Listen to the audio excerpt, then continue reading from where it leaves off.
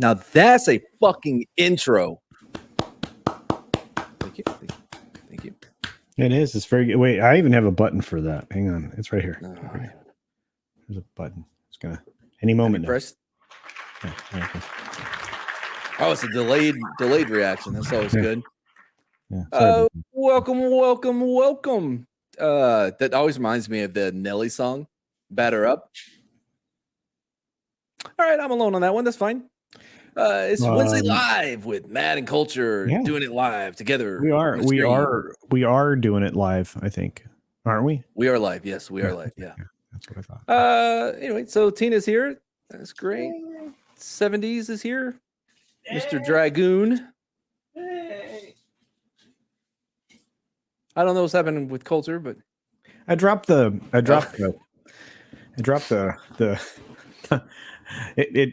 my desk. Okay, so sometimes like if you pull the mouse off the desk and then you bump it with your elbow and then catastrophe happens and everything starts to fall off the desk. Maxwell found guilty. That's not surprising. I wonder if she's gonna start naming names. I feel like she would have already done that. I think she probably will. No. You don't think so? Oh, I mean, I feel like she would have already to get herself out of trouble. Nah, this is retribution. She was counting on them finding a way to get her off, probably, I would imagine. Hey, Cody. Well, so the first story that we have is it's kind of sad, but definitely need to talk about it. The icon, the legend that is John Madden, has passed away at 85. I believe it was yesterday. Yeah. But it didn't really hit the news until today. And as Culture knows, I'm a big, not only the game Madden, but I'm also a big football fan. Love my Cowboys. And John Madden, I guess he is the voice of like football. You know what I mean? Him and Pat Summerall. You know what I mean? Like even when Pat was a little, like, well, what you think about that plays, John? It was great. They worked so great together because Pat would ask him a question and John would go on for 20, 30 minutes about whatever the play is. But yeah, definitely, definitely gonna he left a hole in both the broadcasting and just the overall feel or atmosphere of the NFL. You know, he's synonymous with modern football, my opinion. Well, he played some football. He was a football coach. He, moved from the coaching booth to the broadcast booth. And he was involved in entertainment in a lot of different ways, not just football. He was a broadcaster for obviously first and foremost. That's how most people remember him, 30 years of football. But at the same time, he he ran other entertainment enterprises in both TV and film. He was involved in. So, obviously, the thing that sticks to most people, because it's existed for so long, is the video game franchise, which you buy every year, even though I tell you that it's going to suck rocks. I wasn't going to this year, but now I kind of have to. Oh God, no. By the way, I got on there today to play, and they actually had a little message tribute. about that. Yeah, which was nice. You know what I mean? And they have yet to try to monetize his passing. But I feel like that is coming. Definitely, right? Yeah, and 85 is a pretty decent age, right? That's a pretty good run. You know, you feel like if he maybe were a little healthier physically, he might have been Hey, what's up, Sherry? May have been around longer. By the way, him in The Replacements was one of the best parts of that movie. That movie is fantastic.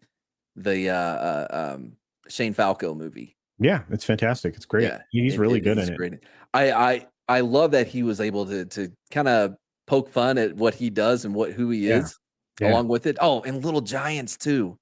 Yeah, well, he's very self-aware. I mean, or was, I should say. He was very self-aware. He's like you. Or most of the time me. I try to be aware of my, idiosyncrasies and everything. So, but he was, you're not lying. He was great in that film. I'm Shane Falco. Oh man, he always would do like the prompter, the drawing. I forgot what it is. Yeah. He's man. He I don't know. It's just like when you think NFL, like there's a few people that are just right there that come like at the forefront of your mind, and I think John Madden definitely is one of those figures. Tom Landry, maybe that's just my cowboyness, but like the shadow, like the silhouette of him in his hat. Bear Bryant. There's a handful of Bear obviously is college, but there's a handful of these guys, right? That are iconic to the sport. You're 100% right. Yeah. Landry for sure. I remember Landry when I was a kid, right? I got to see him coach like for reals. So, but yeah, so I just wanted to make sure that we touched on him because oh man. But he's like I said, you become a cultural icon because you touch a lot of different touchstones and people. And for him, he was the personification of a class act for sports announcement, right? He is the inverse of, let's say, who's the knucklehead that went from being an ESPN personality to being a news commentator idiot. Thinks he still knows baseball. The hell is his name? Oberman. I have no idea who that is. Keith Oberman? No, couldn't tell you. Yeah, he was the partner. It was Keith, Dan and Keith. Dan and Keith. You don't remember that? Nope. Dan Patrick, Keith Oberman. Oh, Dan Patrick, I know. Yeah. Yeah, they were the show. They were Sports Center for a very long time. Oh, since we're on sports real quick, have you been watching? Well, you don't watch football though anymore, right? I keep track of it all because there's a fantasy league that I think everybody abandoned. Man. No, I didn't, and I guess lost to Barber because like he had the Dallas defense, he had Elliott, he had Schultz, and yeah, man, I guess it was a sad and glorious win for the Cowboys. It was sad because I lost in fantasy football. But it was great because it was 56-14. Like, it was a great game. But what I was bringing up is like, I really like what they're doing on Monday Night Football. They have the Manning brothers doing commentary on like ESPN2 or whatever. Yeah, I heard that started off well, but then people got annoyed. I don't really care for some of the guests they bring on. I think it kills the momentum. Right. But they did another one with the Cowboys, with Micah Parsons and them. They had like a Pizza Hut party at his house while they watched the game, and I thought it was really good. But anyway, I guess didn't know if you watched any of that. But let's move on to the next story, which I find very interesting. The Matrix 4 could have happened without Lena Wachowski at the helm, producer says. That's true. This was this very nearly happened. Yeah. Yep. Basically, yeah. The Matrix has been garnering praise from critics and fans alike for its meta take on the Matrix trilogy. So we're starting off with a lie. Yeah, it certainly hasn't generated any revenue at all. It, by the way, Collider. That's really all. Oh, well, there you go. Yeah. Yep. Light spoilers below. Believes himself to be a video game. And then inside baseball, things have changed. The market's tough. Blah blah blah blah blah. Right. And there's a kernel of truth. I think when I think this is the producer. I guess says I think when you've had a franchise with that much potential money making capability, there's always talk. It's in the same way that the Marvel universe repeats and turns it on itself, or you have Spider-Man, or you have Iron Man or Thor. By the way, those are not things that you can compare this movie to whatsoever. Like, you know what I mean? Yeah. Thank you. No, I do. I mean, it's weird that they're going for those comparisons because those are modern successes. Versus it's my channel, brother. That's funny though. What's wrong with your channel? Huh? Oh no, he thought he was a mod on your channel. He got all excited. Oh, yeah, no. Anyway, so the Matrix Resurrections picked up 22.5 million over a 5-day opening weekend, even with this availability to stream from home on HBO Max. But despite the film's success,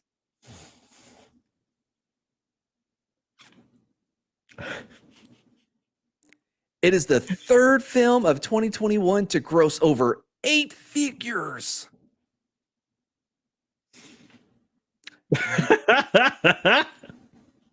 The amount of like backbending and loops to jump through to make this sound positive with what they just said. 8 figures. Cool. Let me ask a question. How hard is that to do? You just have to get over 9 million. You have to get to 10 million. That's it. Done.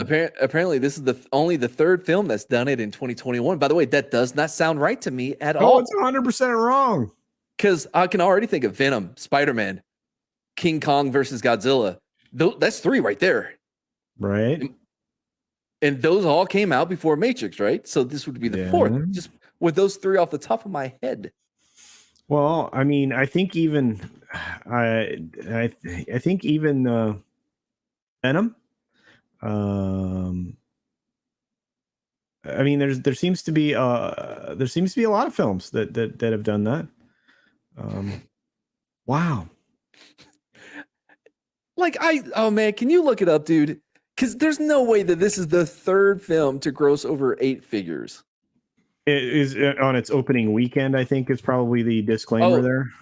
Hold on, let's see. But despite the film's success, it's weird that he says, but despite the film's. Oh, wait, never. I get what okay. It is the third film of 2021 to gross over 8 figures. Doesn't say anything about opening day weekend. Mickey Mateague told Collider there are no plans to make another Matrix movie. I feel like that movie was set up for a sequel. I didn't finish it because it was boring as shit, and I gave up on it twice. I had to go back and try it a second time. Still couldn't get through it.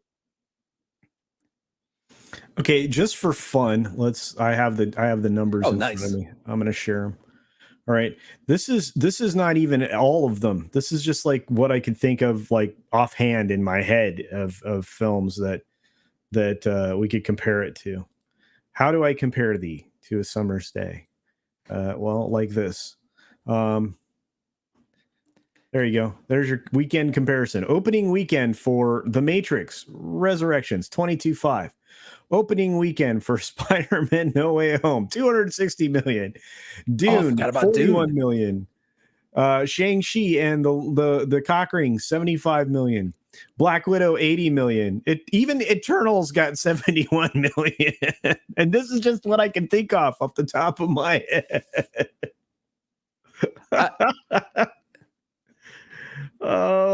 Like, it makes me wonder if I don't know what 8 figures means. Well, okay, let's count. Okay, let's see. I already did that in my head. I feel like I know what it is. This is 8. Yeah. 8. No, this is the So- global. This number has to be global, right? No. Nah. No. This is the opening night, I think, is 12 million, but 22.5. Like, I'm not crazy, right? Like, that's all of these movies have over 8 figure, right? Yeah. Wait, let's do some more. Let's see. Because I think I'm thinking. Let's find. Are there other ones we could put in there? Let's see. Okay, what terrible one that's in here? Let's remove Dune, because we already know Dune beat it. So let's grab another one. Spider-Man did too. What do you want? You want to? I mean, I feel like you're going about it like a weird, long ass way. Venom.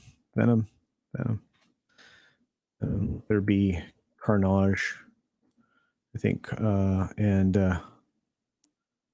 let's see, what did that do? Yeah, that did 110. Oh wait, no, I lied.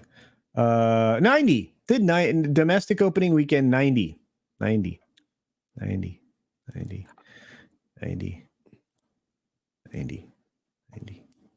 Cool, man. I'll make sure to download it as well. But like, so I'm not crazy, right? Like, what he said is completely like asinine. A lie. Yeah, it's a lie. Let's bring it back up. I want to read the quote one more time. This would be a good time. Okay. I can hear myself again. Here it is, right here. The Matrix Resurrection picked up 22.5 million over a 5-day opening weekend. By the way, some of those others did not have a 5-day opening weekend, whatever. Even with its availability to stream from home on HBO Max. But despite the film's success, it is the third film of 2021 to gross over 8 figures. Okay, this possibly could be sentence construction issues. So now I'm starting to see, because they included a lot of other information in here, this is poorly worded. They're trying to say that it being available day and date, it's only the third figure to make 8 figures. Oh, of the day and date movies? Yeah. I don't think that's accurate either. I don't think that's accurate either. No. Okay, so Dude, let's go Kong back versus Godzilla. Yeah. Let me. Okay, so I'm gonna start removing shit because we got Black Widow. I guess name 3, dude. I know. Let's do this. Hang on. Oh well, Black Widow though you would have to still date to date, right? 5 out of 6 counts. No. We're gonna get rid of Spideyman. Okay, so we have this. Okay, so let's. This may be boring to a lot of people, but I find it fascinating how much bullshit this is. Black Widow. All right. Godzilla versus Kong. Yeah. Godzilla v Kong. We already knew. No, Dune. Was that 2020? It came out this year. It didn't come out last year, did it? 2021. It was in 2021. Why are they saying 2020? Oh, Halloween. That's a good one, E-Clay. That's another one that did. Halloween Kills, right? Yeah, Halloween Kills. Hey, did you share the stream link in your community tab? That's a no. I'm trying not to cough my head off. You guys, it's not good YouTube. Okay, so all right, day and date. Matrix 22 million. Black Widow opening, 12 million opening weekend. Black Widow 80 million. Jump. Godzilla Kong 32.2. Halloween Kills 49.4. And then Dune. Yeah, I didn't even put Dune in here. We already know Dune was. Yeah, Dune killed it. Did it. What else was there? There was a lot of day and date out there in the world. I can't even remember. Was Mulan this year? I feel like it was. It says 2020, but what was the release date? So basically any like there's oh man, I want to see the math behind. I need to see their work Oh to no, where it they was got to. September. Yeah, Mulan was September 2020. So that I can't. That's not fair. Yeah, but still, like we've already named 3. Right. Anyway, moving on because I think we made our point on this. So they go on later to say, "We've got no prequel in mind," he said. "We've got no sequel in mind. We've got no further trilogy. But while there may not be a new Matrix film in the works, McTeague adds that there is an Easter egg to keep an eye out for when you rewatch the Matrix Resurrections. There's no effing way you're going to get me to rewatch that because I didn't finish it the first time. Look at the screens when we first come into the Thomas Anderson office," he said. And that's how it ends. What a great one. That ended just like the movie started, with a thud. My goodness. That is certainly something. You ever feel like they don't that this might have been written by a bot? So I know, like, if you look at like Screen Rant and some of the other ones, like they have some very bot like headlines. It was last year too. Yeah. Oh, Mortal Kombat. I forgot about Mortal Kombat too. Mortal Kombat.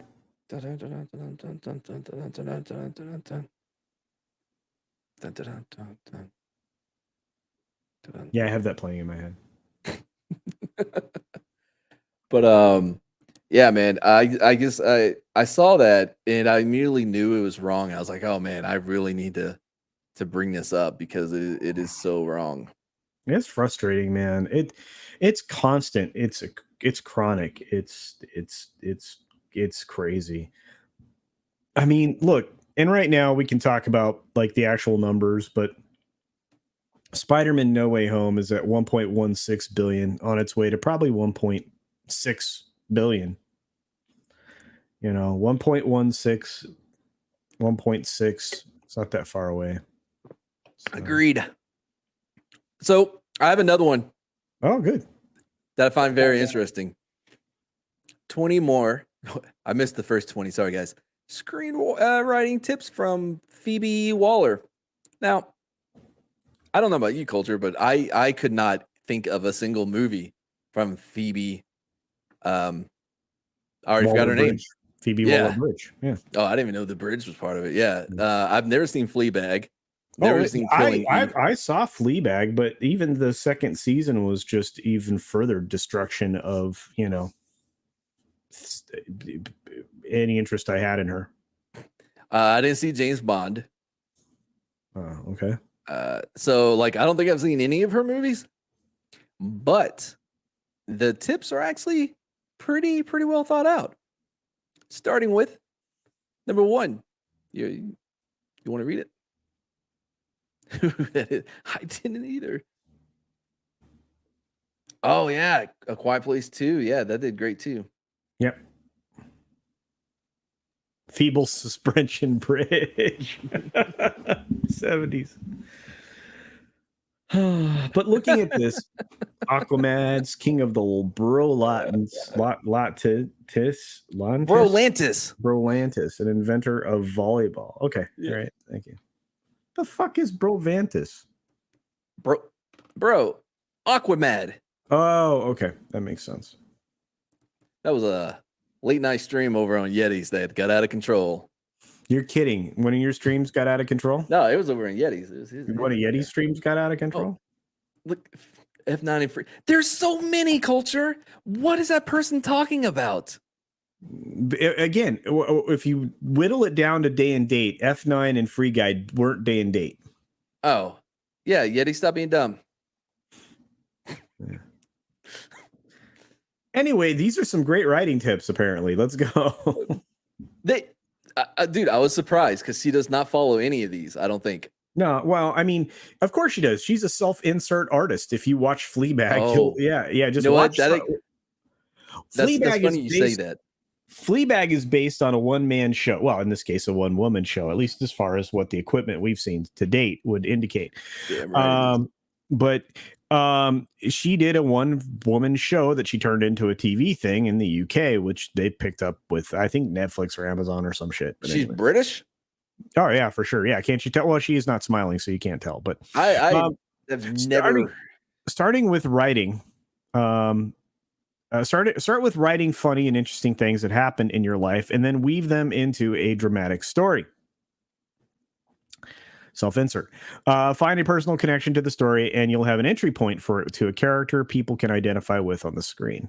This makes no sense to me. Like, I get like the funny, interesting things that you may have had happen in your life, but do you already have the dramatic story, and you're just inserting these things that happened in your life, No. or do you start with writing funny and interesting things, and then you write a dramatic story? Is it going to be based around those interesting things?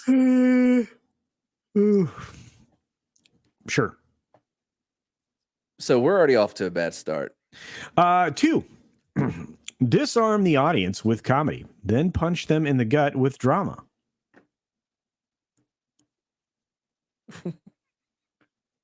So it's like it's the idea of like haha, funny bit. Oh, now that his parents are killed. It's like starting Batman, right? Like with a good gag, a good joke, and then the next thing you know, like his parents are murdered outside the theater. Got him. Because we opened with a joke. Hey, I'm just saying, do yourself a favor and watch the first episode of Fleabag and realize that so far she's spot on with both tips and how she created that travesty. Yep. People are not a fan of her, apparently.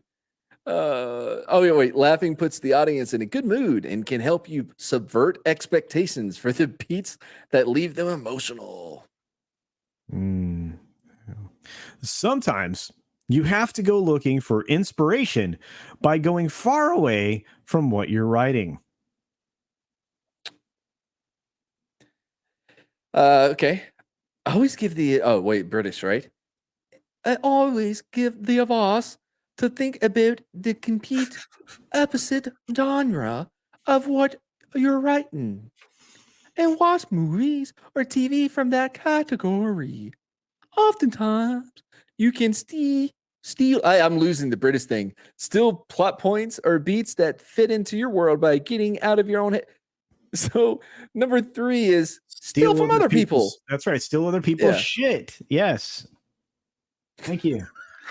So the top 3 we have start with writing funny and interesting things from your life. Insert your personal experiences into some other story. Then shove that funny at your audience so that you can make them unhappy with like sad. Yeah, like, oh, look at the kid playing with a dog. They're so much fun. Ha ha, he's tugging at him. Dog is dead. Yeah. Dog's hit by a car. And then of course steal better stuff because you suck. All right. So far, so good. 20 of these things. Oh man. Yeah, that was British, asshole.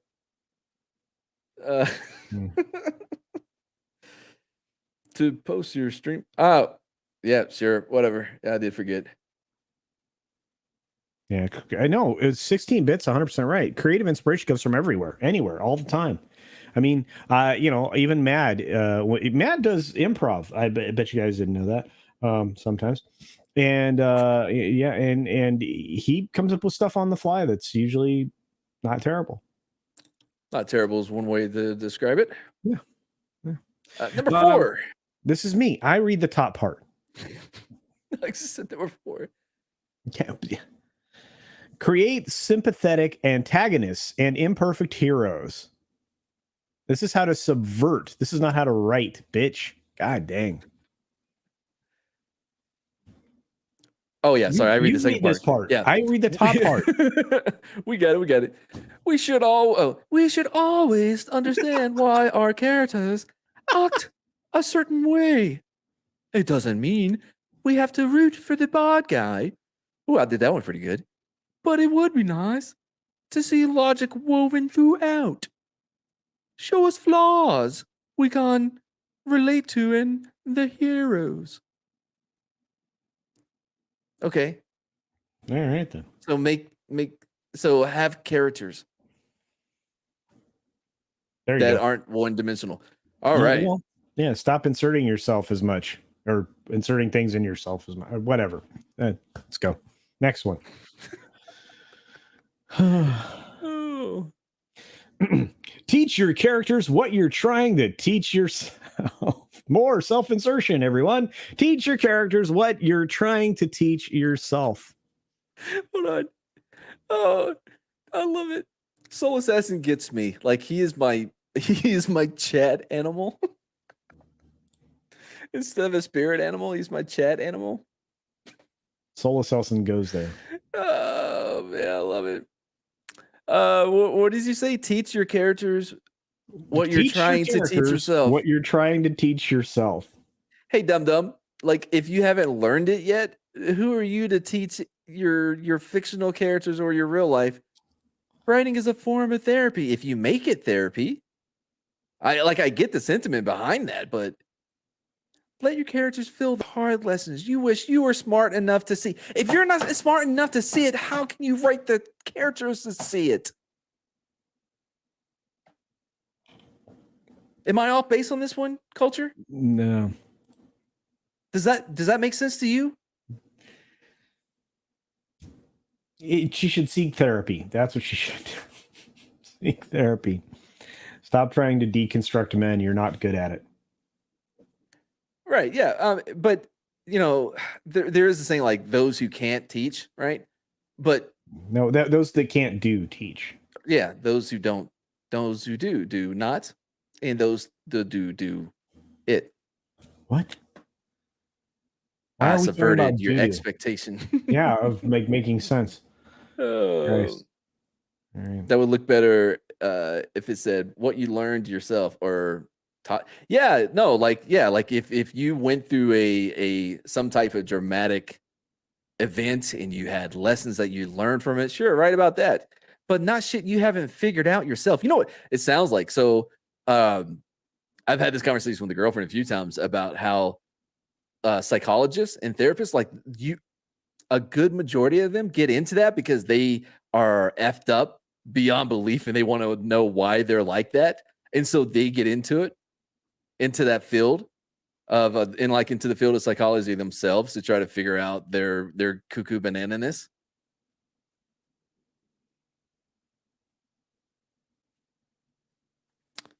He wasn't listening. That's all right, Chad. I was too. I just, what do you want me to add? 6. If your writing feels dangerously truthful, you're going in the right direction. We want work that shows our souls on display. Give the audience a peek into who you are and see what connects with them. What? What? I don't understand. Like, if it's already written and the audience is already seeing it, like,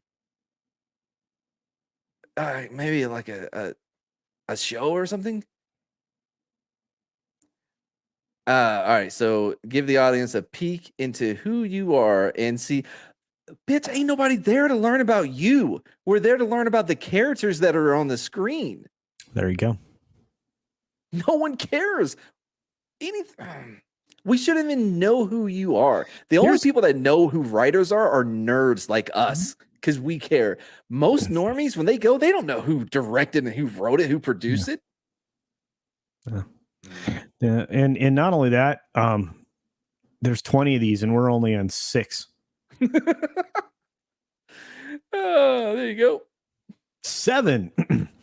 You're allowed to bore your friends and family. Wait, no, bullshit. You're allowed to bore your friends and family, but to bore your audience is unforgivable. Lady, season 2 Fleabag. You want the pages to keep turning and people to be truly Enveloped.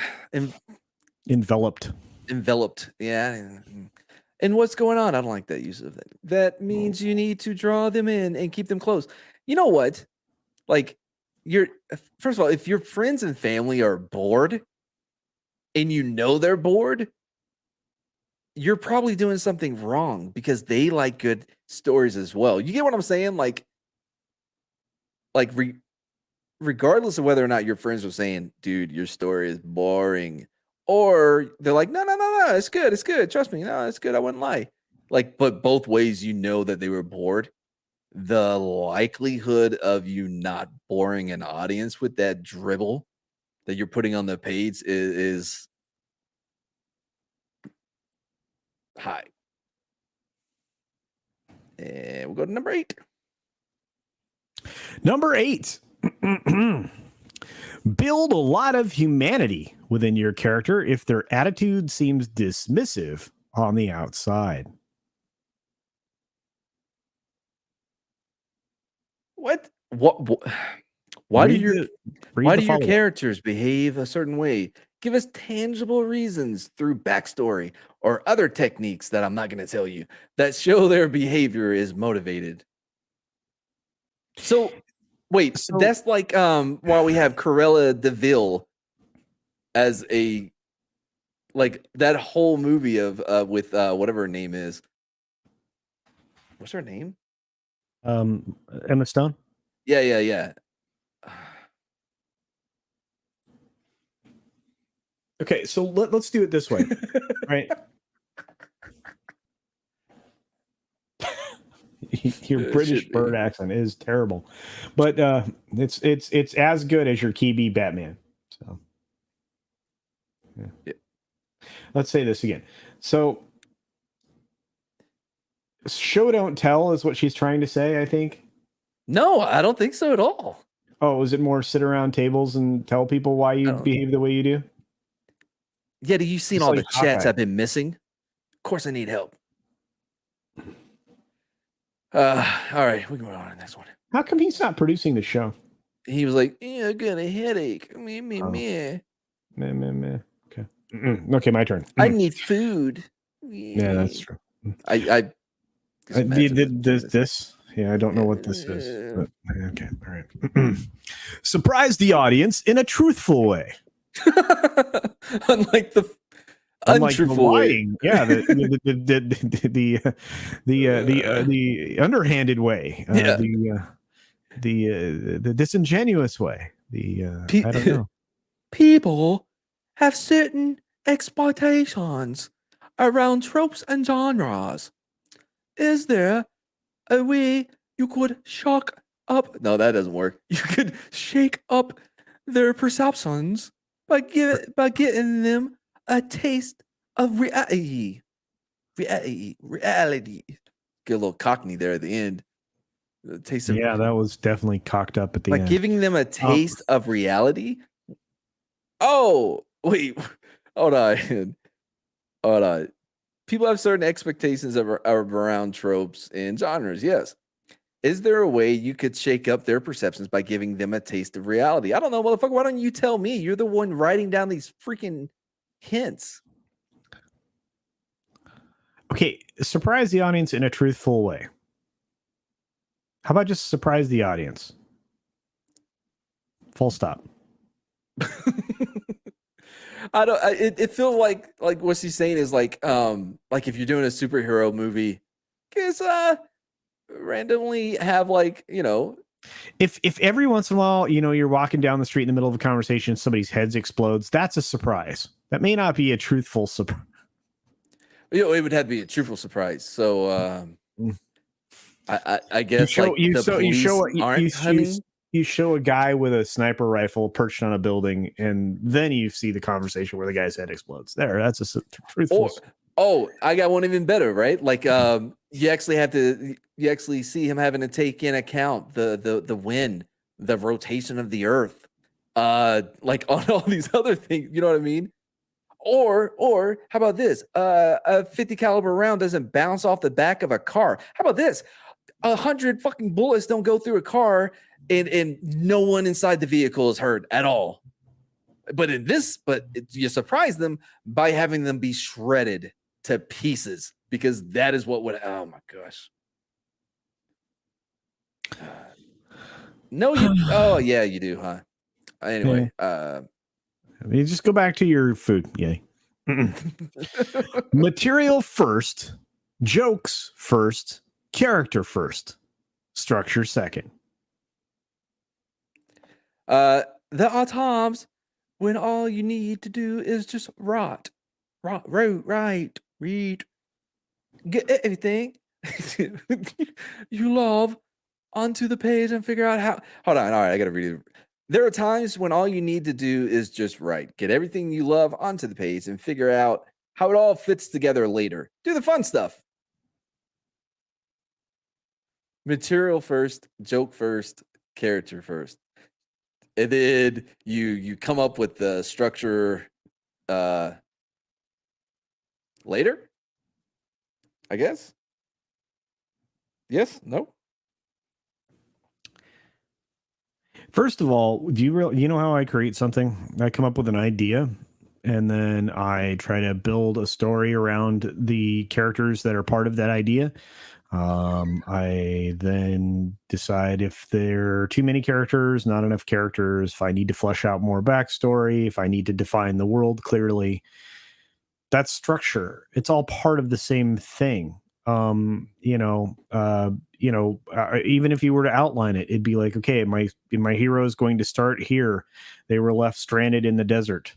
They found a bucket and a rope, and they were able to use that to build a mound so they could rest during the day and they could travel during night, and then and it's just, that's how you break it down. Okay, so what's the next part of the story? Well, he's gonna find a way to get water. Then he's gonna find a way to escape being this, in the middle of the desert. He's going to be given direction. Maybe there's a bird that flies a particular direction this time of year, so he's following the bird. It's like, okay, so then he's going to reach civilization and try to figure out how he ended up in the desert, because it's all a mystery. And then seek his revenge on those that put him in that predicament. Maybe did he have amnesia? Was he left for dead? There's a whole lot of things. And how fast is the story going to take place? How much depth do we need here? So yes. Sorry.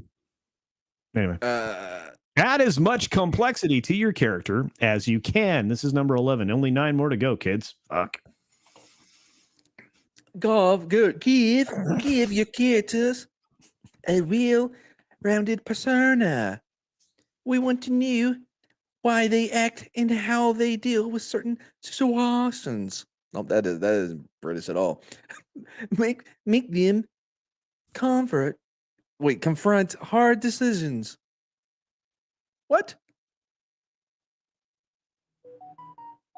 Oh, that's my phone. Oh, I accidentally turned up I was trying to take a screenshot of the code or whatever to send to Yeti, and I accidentally hit the volume as I did it. And of course, it covered up the freaking numbers, so I had to take another screenshot. It was a whole thing. Anyway, so add as much complexity to your character as you can. Give your character a well-rounded persona. Like, we want to know why they act and how they deal with certain. Okay. Oops. What was that? 12, right? We just finished 11. There were 9 more to go. 12 it is. Create an environment in your writer's room where there is space for failure without embarrassment. When you're working with others, no idea should be treated as a bad idea, except for the bad ones. When people feel the freedom to flow, they will. Fail. And they'll embrace. Oh, flow? Wait, I can't read these. Somebody's highlighting the chat over the letters. When people feel the freedom to flow, that's what it says. They will. Is this flashing now? What is flashing? There's disco happening at the bottom of the screen here. I don't know. I'm not doing it. Is that Kip? No, Yeti. Yeti. And they'll embrace that environment to get the best foot forward. I feel like you need a second draft on just the description of your 12th hint. Yeah, these are great hints, lady. Chip chip cheerio, lads. I'm waiting to pop. I love it. A fig? The heck's a fig? He may have meant like the British term for Oh, cigarettes. for cigarette. Okay, all right. Yeah. There you go. All right. Yeah, sorry. I just off the top of my head is 16-bit. I was just coming up with like how to like structure a story. But all right. 13. Take the audience on a journey. Oh, Duh. you're an That's a duh. entertainer. You're taking people for a ride in something you created. You want them to feel the bumps, twists, turns, and emotions on every page.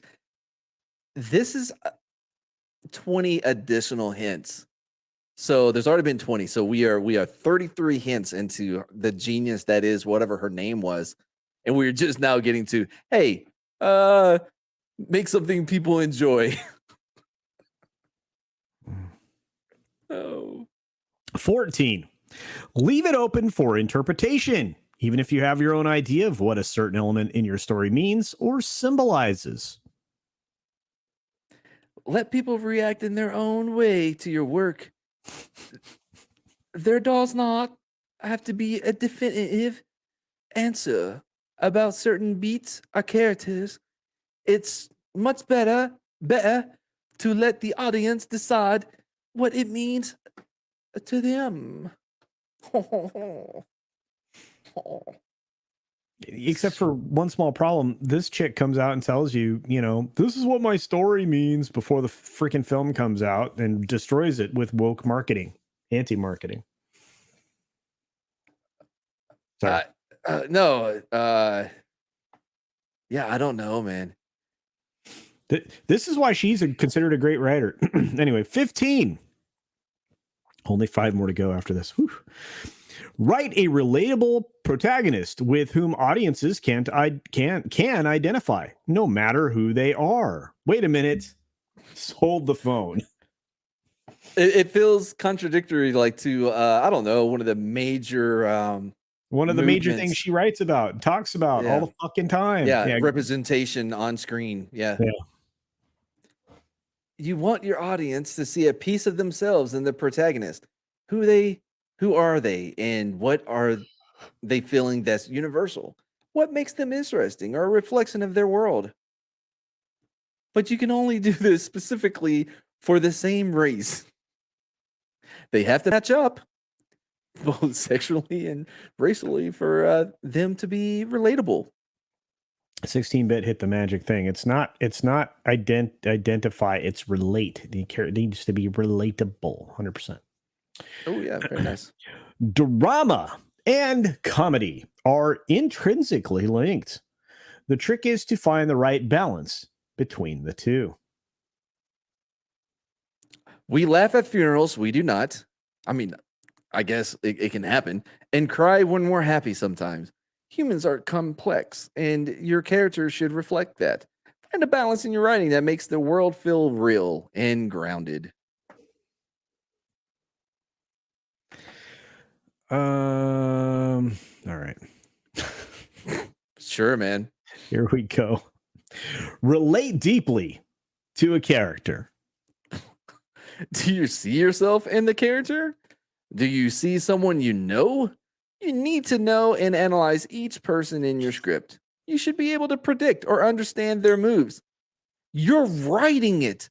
Of course, you can predict or understand their moves. You're dictating those things. Am I off base with this? Nope. Here we go. Your this is number 18, guys. Almost there. Only 2 after this. Your protagonist doesn't have to be chasing after something.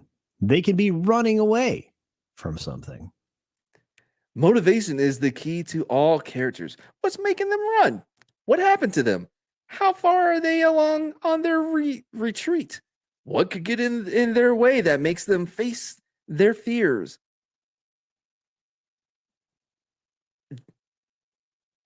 That is so like what basic. could get in their way that makes them face that? Well, first of all, I hate that because that's that and then this happened rather than cause and effect, right? When you have cause and effect, the something, happens and My then fear is that getting leads run to over something. by a bus. So one day I got pushed and I got hit by a bus. There's my Right. fear faced, and then my face is on the pavement now.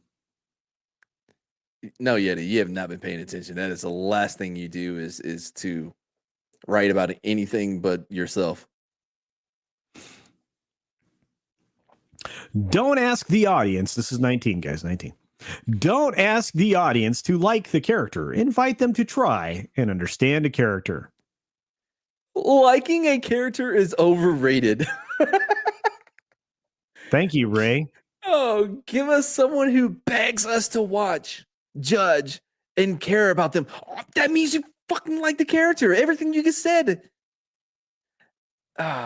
When we relate to the good and bad parts of them, because you like them, above all else, make them interesting.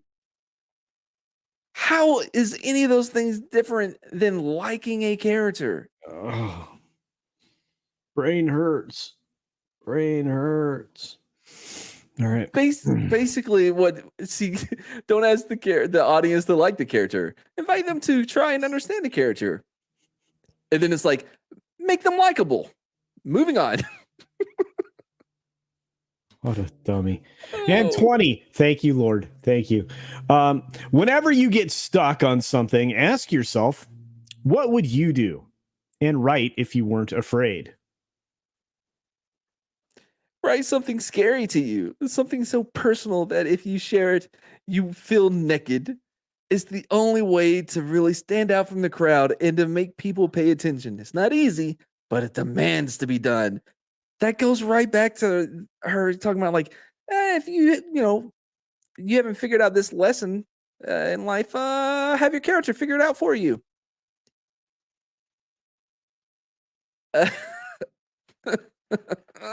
Wow, dude, you found something amazing that made Oh me want my to remove god! my hair from my head forcibly. Oh, it's so good, right?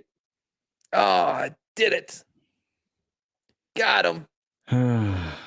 Got him! Yeah, you did. And you put 20 tips in everybody. Just the tip, though.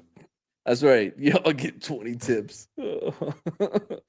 I mean, not a single one of her tips had anything to do outside of like themselves or yourself. Yeah, You no, know what I mean? that's SJW writing, dude. That's why they suck at it. I'm Well, sorry. everything is centered around you, Them. Yeah. right? Yeah, the writer. Which leaves no room for anything else. No, there is no creativity. That's the very definition of this. It's this is SJW writing. This is the very thing we've been talking about. That's pretty much every modern story. When they get outside of that, and then you actually write something that's character based, story driven, and solid, like I don't know, Spider-Man: No Way Home. You get a very satisfied audience, even though it's not a great film. It's a good film, not a great film. But it's very enjoyable. Yeah. Same thing with Ghostbusters, right? The Afterlife. Yeah, very good film. Not a great film, good film. But even with its tendency to lean towards the left, the Ghostbusters Afterlife, not the extreme side of it, but you could tell there was a tipping. It's still a good story, and ultimately that's the goal. You need to engage your audience and make them like a character. You don't even have to make them. She's not wrong. You don't have to make them like. You just make the character enjoyable. Everything about them, and then they become likable. As Med was trying to point out, there's all these things that I don't. It's not that hard to write a story. I mean, I can put one together right in front of all of you, and so can this guy in 10 minutes. Beginning to end.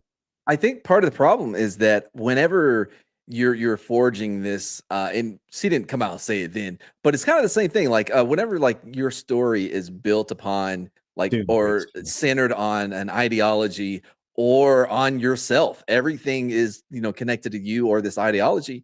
You leave very little room for a story. You know what I mean? and everything that follows is going to be driven by this almost like external MacGuffin, right? It's this MacGuffin that is not even in the story, but is still driving everything that happens with the characters and with the plot, because it all has to be, grounded in ideology and or yourself, and that is what is killing stories. See, and it frustrates, it infuriates, it makes me banana crazy. So I just, like you said, there's a way to be successful at storytelling, and then there's this way that we just saw. And she's been able to get away with it. I mean, there's enough people out there that are, willing to pay for smooth brain stuff, but I just, it's insane to me. Yeah. But I think it's pretty good. Oh wow, we ran out of time. Holy cow. We did. That actually worked out very well. Yeah. Who knew 20 tips, just the tip now. 20 tips that Mad made sure you got 20 times. 20 you got. You're welcome. Yeah. You'll all be better writers now. Yeah. Because the when's the dump? What time's the dump start? I don't know, half an hour. Something like that. We'll figure it out. I don't even know if I'm gonna make it now based on I'll be there. Events. Oh, I know. Mad promised me more than just the tip if I came and helped. Oh, well, okay. Yeah. You get both inches then. All right. Yeah, it's in 45 minutes. Cool. Well, I guess we'll see everybody over there. Thanks for being here. Next week we'll be back on Culture's channel. Wait. Yeah, no, it's 45 minutes. 6:15. Oh, thank you, Tina. Yeah. So yeah, next week we'll be back on Culture's channel for this. Yeah. We're swapping back and forth. We swapped a lot of things. This show. Shows, whatever. So that'll do it from us. I still don't have an outro for us. Oh man. Get rid of the shot. What? I don't know. Yeti's saying weird things in the back. Oh no, he was thinking I was wanting the chat comment to be taken off the screen. I was trying to highlight and point at that was brilliant. So bye everybody. Sorry, were you saying something? Yeah, I was about to say, so are you going to play a proper outro? Yeah, I got the outro. It was already playing. Oh, okay. I've got an outro. Maddie Culture, do it live. Okay. Why? Grant, next time I will have you here instead. Oh. Listen now, Mr. Kansas Law Dog. Law don't go around here. Savvy? Hey, Law Dog. Law don't go around here. And I say, Law Doggy. Law don't go around here. I want you to know it's over. Well, bye.